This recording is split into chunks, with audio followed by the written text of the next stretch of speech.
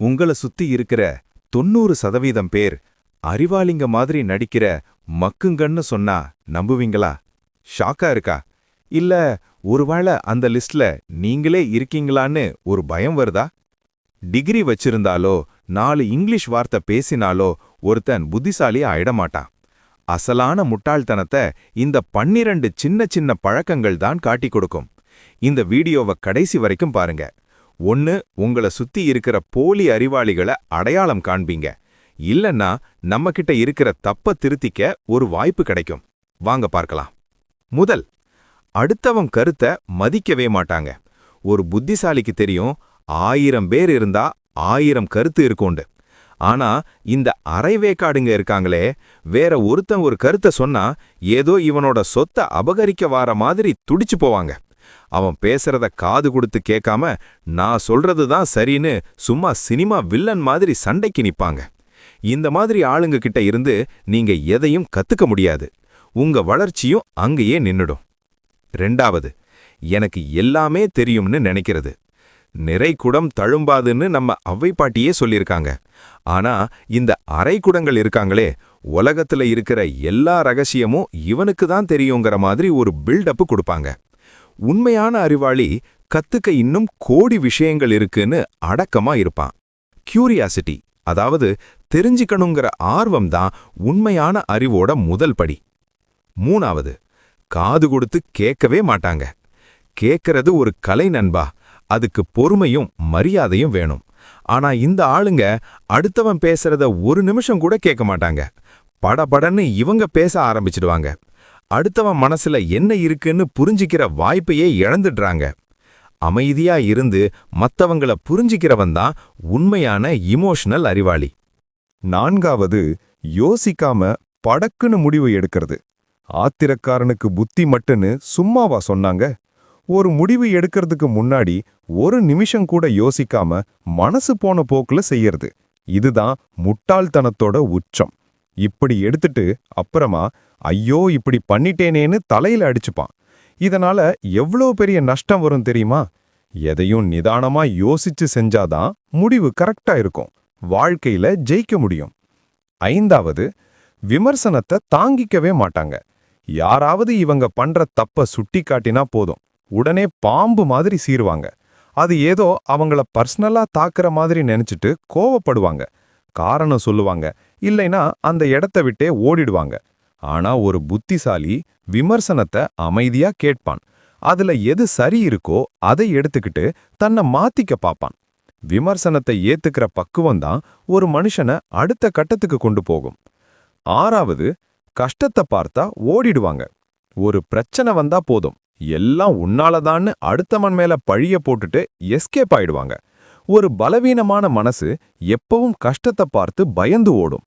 ஆனா ஒரு பலமான மனசு சோழ பரம்பரையில் வந்த வீரன் மாதிரி பயத்தோடையே இருந்தாலும் மார்ப தட்டி நிற்கும். சவால்களை சந்திக்கிற போதுதான் நம்ம பலம் என்னன்னு நமக்கே தெரியும். ஏழாவது, மாற்றத்தை ஏத்துக்கவே மாட்டாங்க. காலம் மாறிடுச்சு, டெக்னாலஜி மாறிடுச்சுன்னு தெரிஞ்சும் நான் அப்படிதான் இருப்பேன்னு பழைய பஞ்சாங்கத்தையே பேசிட்டு இருப்பாங்க. இவங்களால தான் ஒரு டீமே வளராது. இவங்கள நம்பி இருந்தா நம்மளும் குட்டிச்சுவர் தான். மாற்றம் ஒண்ணுதான் மாறாததுன்னு தெரிஞ்சு அதுக்கு ஏத்த மாதிரி தன்னை மாத்திக்கிறவன் தான் புத்திசாலி. எது நமக்கு இனிமே உதவாதோ அதை தூக்கி எரிஞ்சிட்டு போறதுல தான் வளர்ச்சி இருக்கு. எட்டாவது, இமோஷன்ஸை கண்ட்ரோல் பண்ண தெரியாது. சின்ன விஷயத்துக்கெல்லாம் கத்தி கூப்பாடு போடுறது, தேவையில்லாம கோவப்படுறது, இதெல்லாம் மனசுல பலம் இல்லைன்னு அப்பட்டமா காட்டுது. யோசிக்காம வார்த்தையை விட்டுட்டு அப்புறம் சாரி கேட்கறது. ஒரு அறிவாளி கோவம் வரும்போது ஒரு நிமிஷம் மூச்சை இழுத்து விட்டுட்டு அப்புறமா ரியாக்ட் பண்ணுவான். உன்னோட இமோஷன்ஸை நீ கண்ட்ரோல் பண்ண ஆரம்பிச்சிட்டேனா நீதான் உன் வாழ்க்கையோட ராஜா. ஒன்பதாவது, திரும்ப திரும்ப ஒரே தப்பு பண்றது. தப்பு பண்றது மனுஷ இயல்பு. ஆனா ஒரு தடவை அடிபட்ட பிறகும் திரும்பவும் அதே குழியில போய் விழுறது முட்டாள்தனம். ஒரு அறிவாளி நடந்ததை கவனிப்பான், ஏன் தப்பு நடந்துச்சின்னு புரிஞ்சுக்குவான். அடுத்த தடவை வேற மாதிரி செய்வான். ஒரே பூட்ட தப்பான சாவிய வச்சு திரும்ப திரும்ப திறக்க முயற்சி பண்ற மாதிரி தான் இது. சாவிய மாத்துனாதான் கதவு திறக்கும். பத்தாவது, வளர முயற்சி பண்றவங்கள கிண்டல் பண்றது. இதுதான் சார் கேவலமான புத்தி. ஒருத்தன் நல்லா வரணும்னு ஒரு புக்கை படிச்சா, ஜிம்முக்கு போனா, இல்ல ஒரு புது விஷயத்த கத்துக்கிட்டா, இவன் பெரிய இவனான்னு நக்கல் பண்றது.